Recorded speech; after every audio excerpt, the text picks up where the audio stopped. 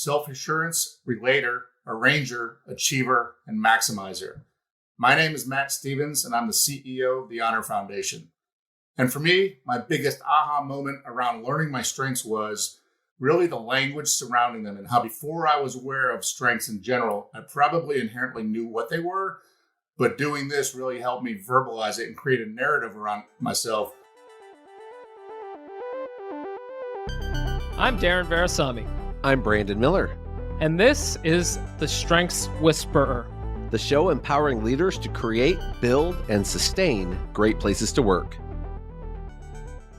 On this episode, we've got a real treat for you. We've got Matt Stevens, who is the CEO of the Honor Foundation.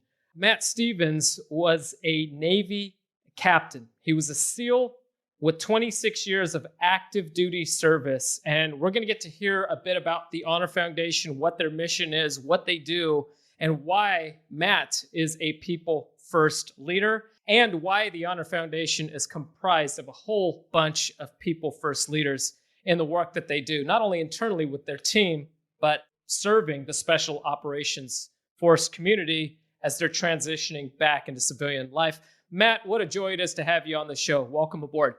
Hey, thanks guys for having me. It's a pleasure to be here. All right. Well, before we get into talking about the Honor Foundation and what it is, we've got a very unique experience to run through with Matt. Matt actually just retook the Clifton Strengths Assessment. It had been about 8 years, I think, since you last took it. I think the first time you took it, Matt, you were still in active duty. It was back in 2016, and you just took it here recently. Is that correct? That is correct. Yeah, I took it when I was still active duty in command of one of our groups, and I just took it last week. We've got some similarities and some differences. Brandon, what's so unique about the retake, the retest, the test and retest reliability of the assessment, and why time might be relevant for creating some shifts when we talk about things like nature and nurture? We're often asked the question with people who take any psychometric assessment, will my results change? And when we think about that question, I think most of us would say, well, of course they will. Every person in time is going to grow and develop and hopefully become a better version of self. The first time you take the Clifton Strengths, some might say that's the purest version because it's most raw. You're not familiar with the instrument. Those results are going to tell a pretty good story about your most core strengths, the ones that are deeply embedded, genetically coded, and what we call your growth strengths. We know now, with more and more people responding to this assessment, that we're also measuring learned behaviors. And these are parts of us that we need for specific periods of time in a critical way, that when that pressure changes, that need for that strength can decline. It can become something that we don't need as much, so we can set it on the shelf, grab it again when we use it. And so with someone like Matt, looking at his results, we have a 2016 version and then a 2022 version, and we get to look at a side-by-side comparison. Now, Darren mentioned testing and retesting. Every psychometric assessment will be evaluated on the basis of test-retest reliability. Clifton Strengths actually has a very high level. In fact, typically 7 or 8 out of the top 10 will stay grouped in the top 10 of this assessment most times. In Matt's case, we're right at 7. So 7 of his top 10 from 2016 have remained constant, and some of the ones that moved around stayed still in a tight grouping around 15. So we could say that we have a pretty good view, Darren, of Matt's most dominant strengths in this test-retest opportunity. Yeah, I think it's pretty fascinating when we get into diving into this. We've talked about the 4 domains of strengths: executing, influencing, relationship building, and strategic thinking. Matt, when you were a commander in 2016, there was definitely a huge level of leadership. Now, over the course of the past 2+ years, you've been the CEO of the Honor Foundation, and you guys have gone through some pretty significant growth. Yeah, that is absolutely correct. When I took over the CEO role of the Honor Foundation in 2019, we had 3 physical campuses and 1, we were just standing up a virtual campus. And now we have 6 physical campuses and 2 virtual campuses. So 8 total. Why don't you just give us a quick bite-sized overview of what the Honor Foundation truly does? Because we're huge fans of the work that you do. The Honor Foundation is a national nonprofit that is laser focused on men and women of the special operations community as they transition out of uniform into their next chapters in life. And what the Department of Defense offers, in our humble opinion, doesn't meet the standard for the men and women we serve. So we've created an executive education program that's 3 months in length. It runs them through a gamut of assessments. We have them figure out their purpose, how to talk about themselves, their strengths, give them some tactical tools, and then expose them to the art of the possible so that they have a successful and graceful transition. Matt, and just real quick, one of the main assessments that's within the Honor Foundation's program, which I believe is called Waypoint, one of the first things they do is take the Clifton StrengthsFinder assessment. Is that correct? That's absolutely correct. We find that it's an invaluable tool to get people thinking about their natural strengths and talking about it, because the members of our community often don't like talking about themselves at all. And so this is a really good tool for us to get them over that hump. Thanks for that overview. That's going to be relevant, I think, Brandon, as we get into unpacking Matt's strengths from where he was at in 2016, as he's really taken on this CEO role since 2019. You took on that role, Matt, and then shortly thereafter, you fell into the pandemic and had to go 100% virtual and then figure out how to deliver these programs virtually and keep your team together virtually and going through that. Brandon, any other insights about Matt's strengths? Yeah, so Matt, I'd love to ask this question. When you looked at your new results or look at them now, and you might recall 2016, what jumps off the page to you? When you see that top 10 list, some people describe, and it was my experience with strengths, reading it going, did someone follow me? Like, how does this thing get this so accurate? Do you have any of those popping off of your top 10 on this most newest result?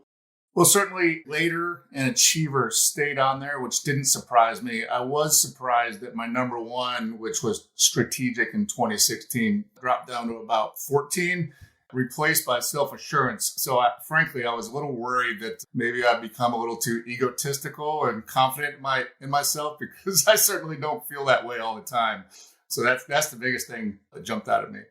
It's interesting. People with high self-assurance, we typically look at them as people with very high risk thresholds.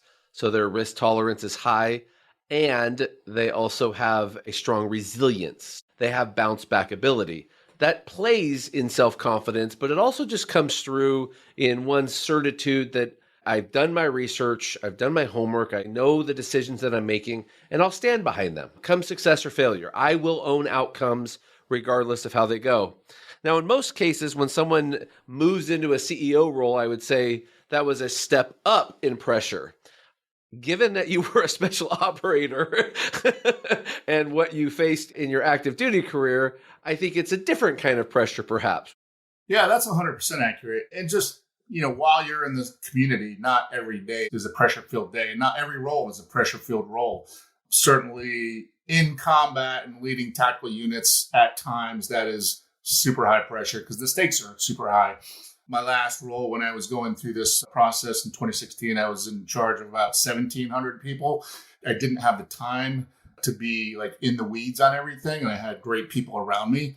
But now, as the CEO of the Honor Foundation, it's totally a different kind of pressure because we want to serve as many people as we can, but we're a nonprofit, so we have to bring in donations, and that's the balance. And I'm of the mindset that let's move out and do something, even if we're at the 80% mark, versus waiting until we have 100% things lined up in the perfect scenario. Because if that's the case, you'll just never move forward. So yes, I think I do have a pretty good risk tolerance. I'm going to couple that. One of the strengths that did remain in your top 10 was Activator. It was number 5. It's now number 10, which means it's still going to play strong for you. And what you just described is a very common self-assurance activator mindset. We're not all the way there, but we're going to figure some things out as we go. And we're going to bet on the come a bit. And if we don't succeed, what those two strengths do really well is we will figure it out. We'll sort it. We'll solve it, we'll take another step. And I imagine for you in the CEO role and as a leader in special operations, that mentality has probably served your career well. Would that be accurate?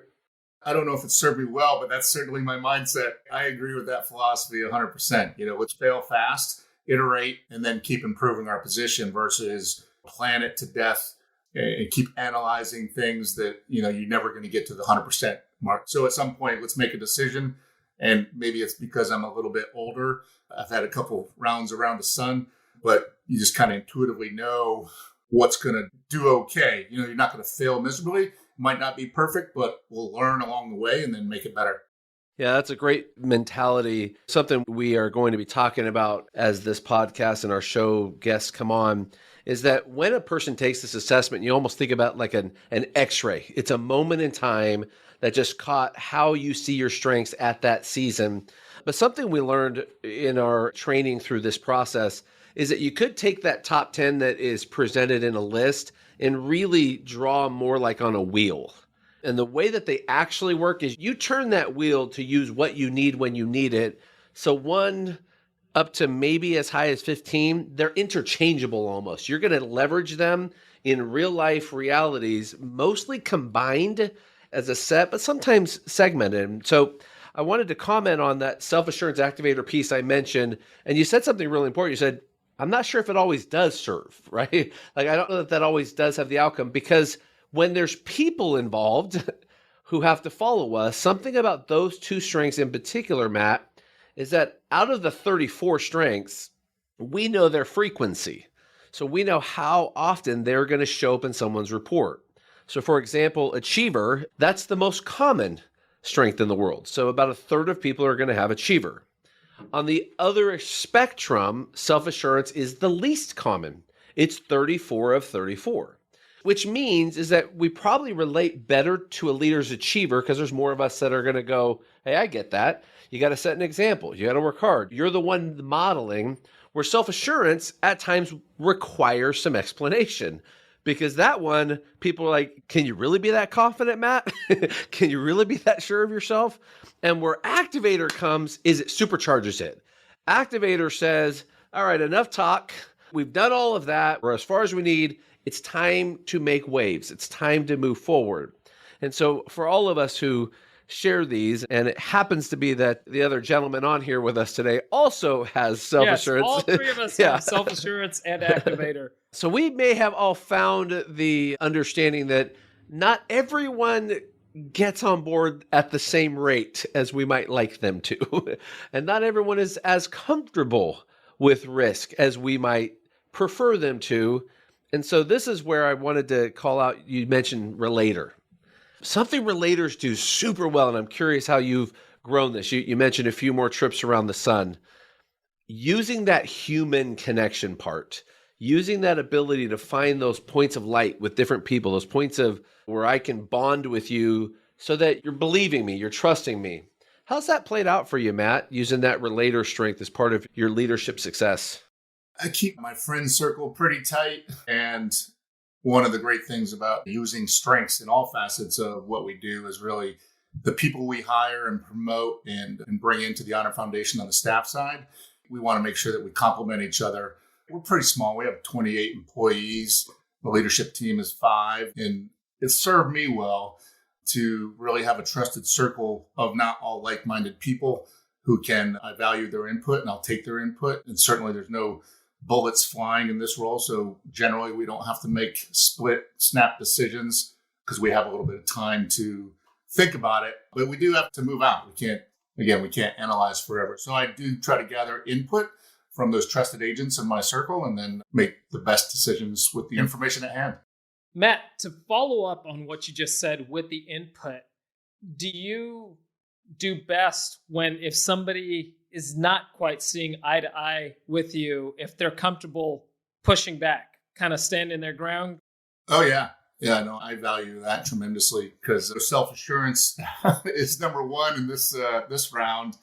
I think that I work best when I get all that input, and I certainly don't want yes men or women around me because I don't think I have all the answers.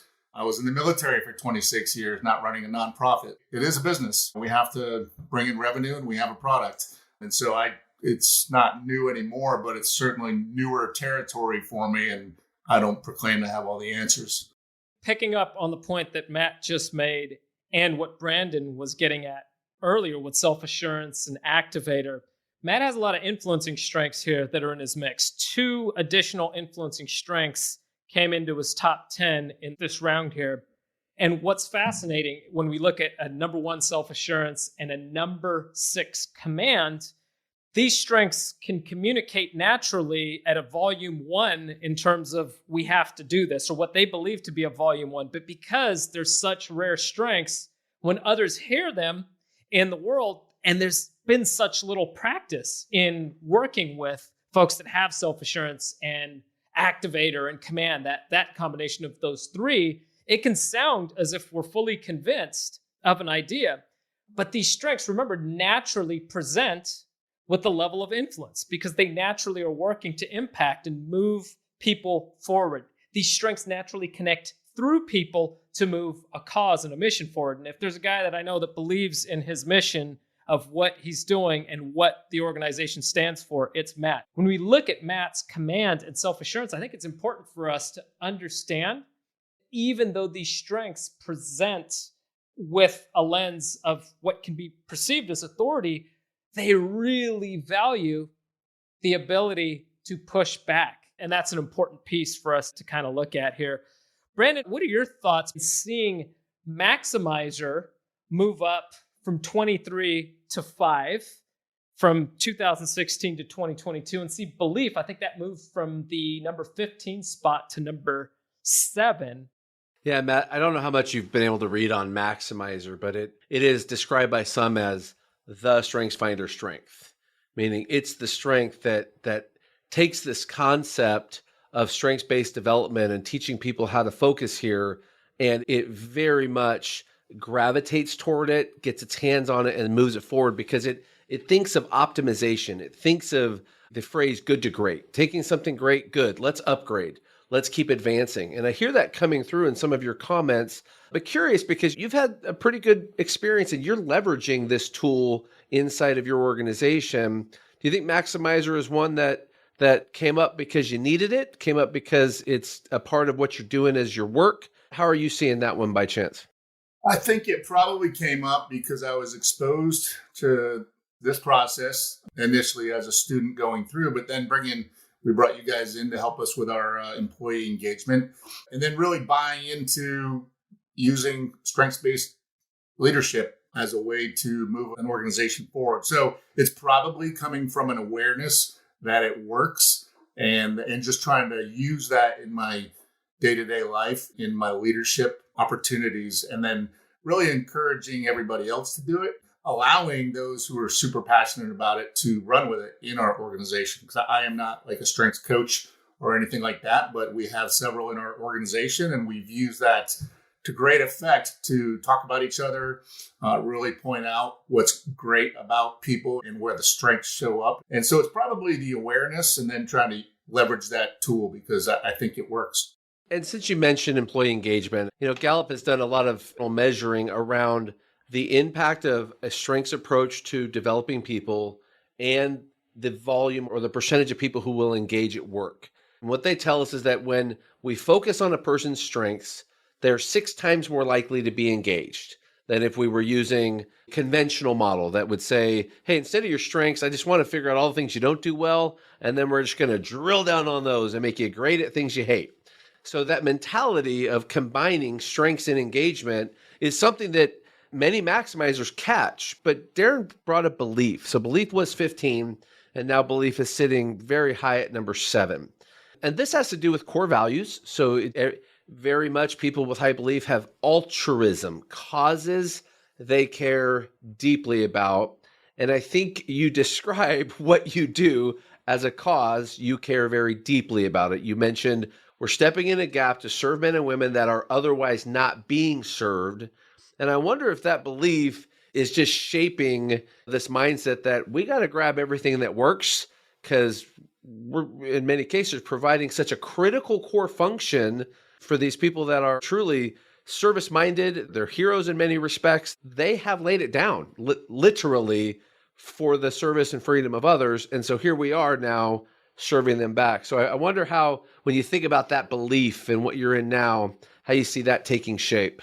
Yeah, that is a the core of our essence, quite frankly. I mean, the mission and the passion of what we do is to serve others with honor for life. And everybody that we bring onto the team is 100% behind that. And so belief is huge in what we do because, again, we're a nonprofit. So no one's going to walk away from the Honor Foundation being a millionaire or independently wealthy. So it's really all about the mission and the purpose of what we do. And that is 100% belief.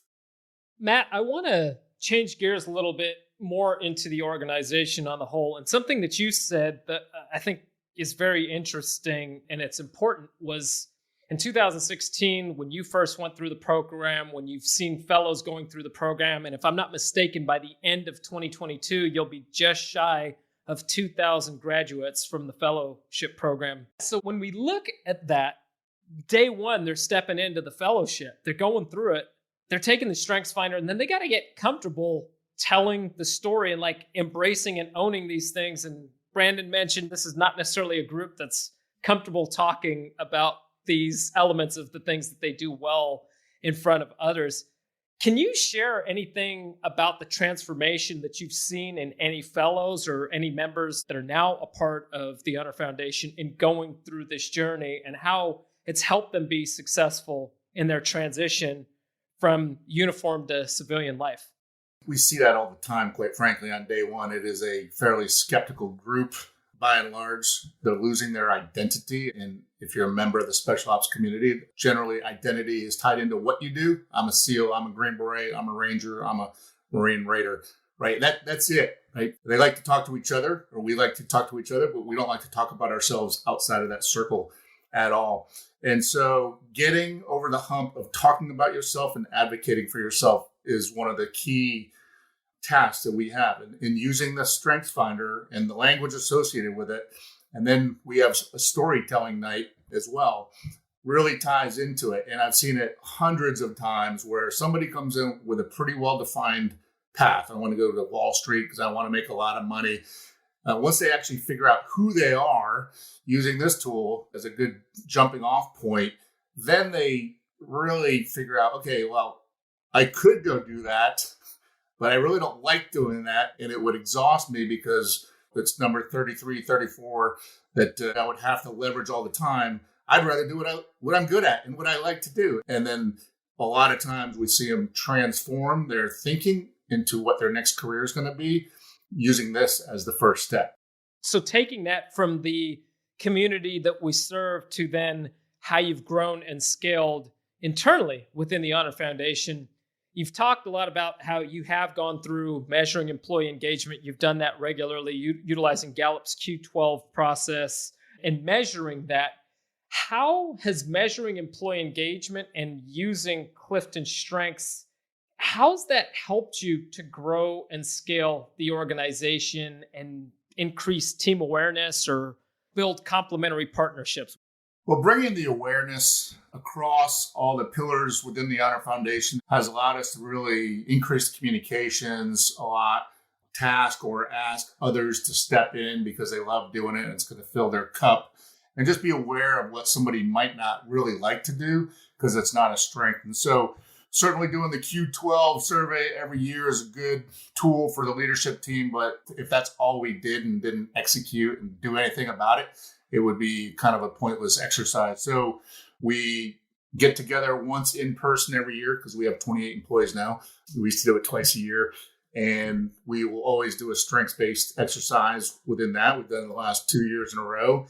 And we actually just changed our performance review format to going away from what you described earlier, the once a year, twice a year, kind of like, here's what you're doing not so great, to a strengths-based methodology, with define the roles, quick connects, check-ins, developmental coaching, and then the formal progress review. So nothing should be a surprise during that. So we're really trying to build on it. And because you even said, I think, nobody likes performance reviews. Maybe it's 14% of people are inspired by those or believe it's really worth the time. So that's why we've changed. And it's actually made it cleaner, more streamlined, and one of those things that's not like, oh, gosh, I got to sit down with my manager now and go through this terrible process.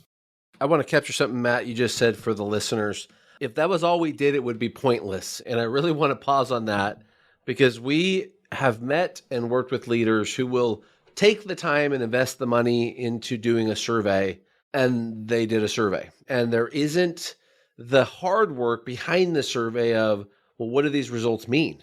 And what action steps are we going to take? And what's going to change to make us better, to improve, to grow? And I want to commend you on that, because it really is statistically valid that if you take a survey and you ask people what you think, and then you do nothing, you're better off never having taken the survey. And then if you ask them what they think and they tell you, so you go through the first two steps, but then you don't actually make good on the promise, you're really better off not doing the survey. And so I want to commend you, because that really is a key to, are we operationalizing feedback? It's a question sometimes we'll add to the survey when we give it. Last year when you took this, did your leaders take action on what you said? And when that result comes in high, we know engagement scores, they fly, because no one expects leaders to be perfect. We just ask you to make progress. So really important point, Darren. I think that is good to hammer home for our listeners. Do measure and do something with it. I got to quote a really wise man that I spoke to when I was preparing for this conversation. He said, you got to keep mowing the grass regularly. It's a habit. That wise man is Matt Stevens, the CEO of the Honor Foundation. And the fact that culture and employee engagement is not a box that you check, it's an actual habit that we have to build, and we have to keep making progress. Matt, you've highlighted some of the ways that you're doing that. You've formalized the ways that reviews are going through. You've also, if I'm not mistaken, you've gotten into a place where employees and managers are now having monthly one-to-one check-ins and actually goal setting and tying those to different people's strengths. Can you share anything as to how you guys have done that in your system? Interestingly, right after the pandemic started, March of 2020, we started doing, with all employees, a Monday morning checkup from the neck up, right? To see how your weekend was and see how you're doing. Because early on, it was a pretty stressful time for some. And then, of course, our leadership team, I encourage them, because we're all over the country, to travel and see the people that they might not see in person, and enhance the personal relationships as well as the Zoom virtual relationships. Because I think you have to establish that in person to make it truly effective, I think, or at least cultivate it, mow the grass. And so I do that. I spend a lot of time on the road, whether it's just, driving to Fort Bragg or Camp Lejeune to go to class for 2 hours or 3 hours. That's 10 hours of driving for me, but it's worth it. Flying everybody out to San Diego once a year to work on our strategy, but the real intent's to get together and mow the grass and build the relationships. Those are just a couple of the things that we do, but it's that personal engagement, spending the time as a leader. It's making yourself approachable so that, it's not the CEO coming in, it's Matt, and I can tell Matt anything. And I want that open and honest feedback. And I think everybody appreciates it. And it's not me trying to usurp anybody's authority if they're below me. It's really just leveling out the playing field so that everybody has a voice. Brandon, you ever heard of commander's intent? I've heard that term in the past, but I'd be very curious to hear how Matt defines that. I am certainly not the owner of that title. It's just one of those things in the military where you have to understand what your boss really wants you to do. And you have to understand what your boss's boss and your boss's boss's boss, really what their intent is, so that you can operate within those parameters and just go out and do it. You don't have to ask for permission, because then it becomes a hierarchical and very stale and stagnated organization. So the way I like to do it is exactly that. Hey, here's the direction we want to go. I'm going to lay the train track and just stay within the tracks. And if you're generally trying to do the right thing, don't even bother me. Don't ask for permission. Just go do it. And if you get sideways, then I got your back. But if you're going like 90 degrees out, then we have to have a different conversation, because that wasn't my intent. And if you interpreted that, then either I suck as a communicator or something skewed inside of you and you did it on purpose. So that's kind of the way I define it. In our engagement language, we talk a lot about the power of expectation or level setting for each team member, and how it is so interesting that out of a group of 28 employees, if it was an unhealthy organization, we would probably expect about half of them wouldn't from day to day know what's expected of them. In a healthy organization, you're going to see that number get to 80, 90, almost 100% could say, doesn't matter the day of the week, doesn't matter the time of day. I know what my role is. I'm clear on my expectations. And that's why you mow the grass, right? That's why you check in. Because if we find out that there's something between us that isn't clear, I really appreciate those Monday checkup from the neck ups, because that's such a great way to make sure, do we both know what you're working on this week? And are we both in alignment there? Because I don't want you unclear. So I appreciate how that sentiment matches up with what you're measuring with your engagement surveys.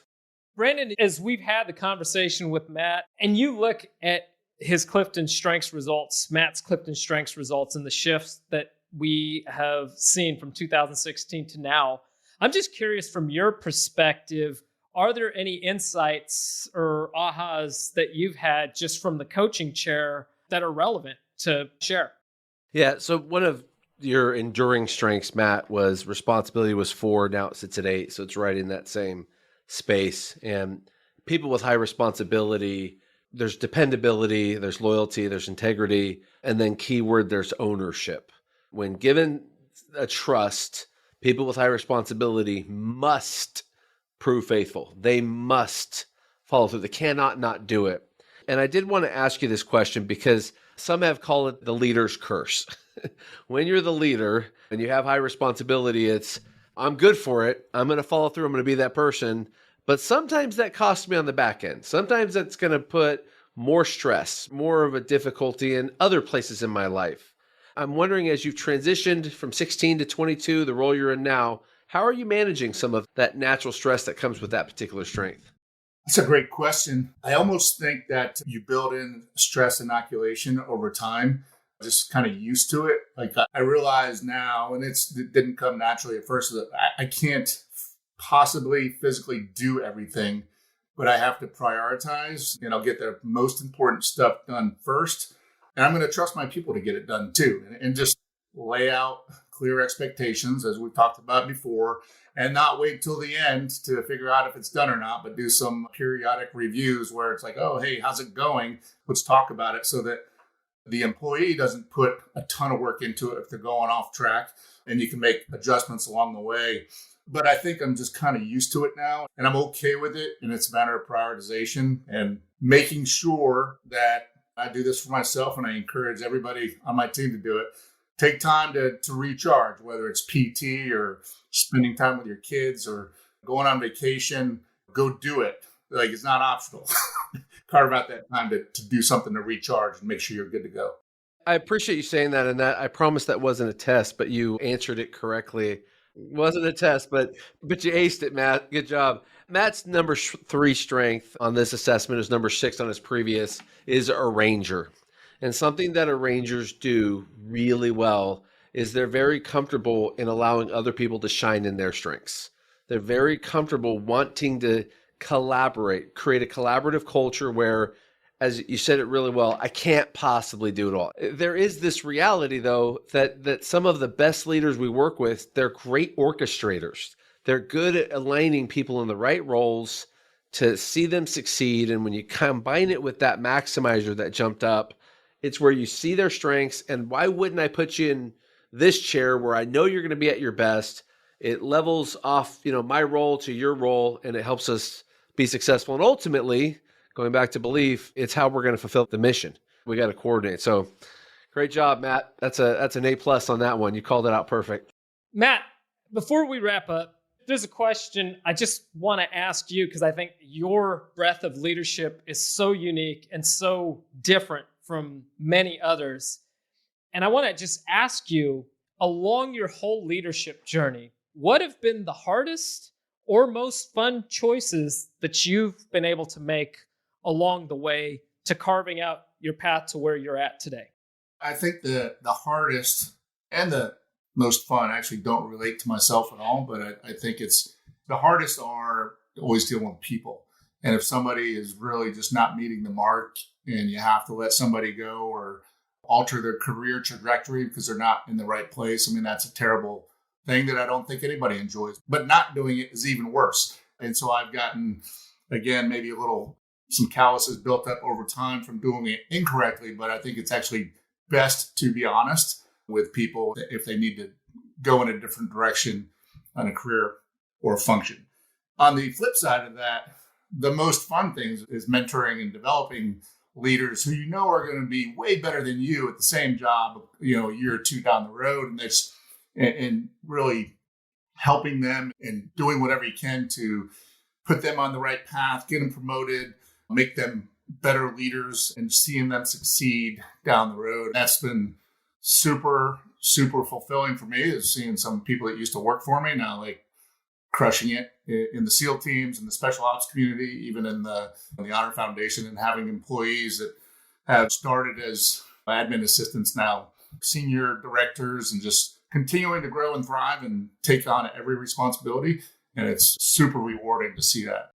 I've had the privilege of seeing a little bit of that firsthand. And I think what has been incredible as people have risen through the ranks is the fact that commitment to the mission, they continue to pass that downstream to anybody that's new. And that just becomes a huge part of the culture. And there's a willingness to get it done and a sense of camaraderie and collaboration that's showing up more and more. And working in a remote environment and growing rapidly creates its own set of challenges, but there's a commitment to working through those things to find the way. Matt, as we are wrapping up, the Honor Foundation, as you mentioned, is a nonprofit. It's relied on support, help from coaches, from different professionals that are actually sitting through mock interviews.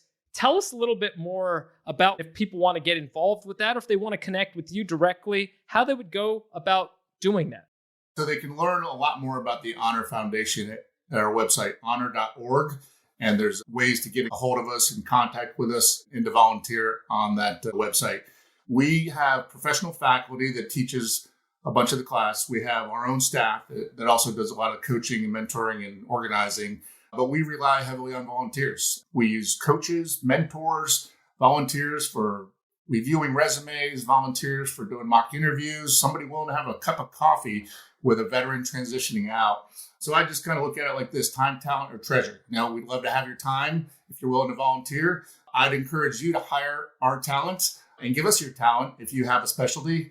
And then treasure, of course, we're a nonprofit, so we certainly appreciate any support in the financial realm. Matt, I just want to thank you so much for joining us, sharing your story of leadership and your journey. For our listeners out there, are you ready to discover your strengths to accelerate into life like Matt has? We believe in this path so much that we're offering our listeners the opportunity to discover their top 5 Clifton strengths. You can email us at Brandon, BRANDON, at 34strong.com. And that is the number 34. You're going to want to include in the subject line, top 5, to request your StrengthsFinder code. Thank you for joining us for this episode of The Strengths Whisperer. What did you take away from the conversation with Matt? We'd love to know. Just email us at Brandon at 34strong.com. Again, if you are ready to discover your top 5 strengths, include top 5 in the subject line.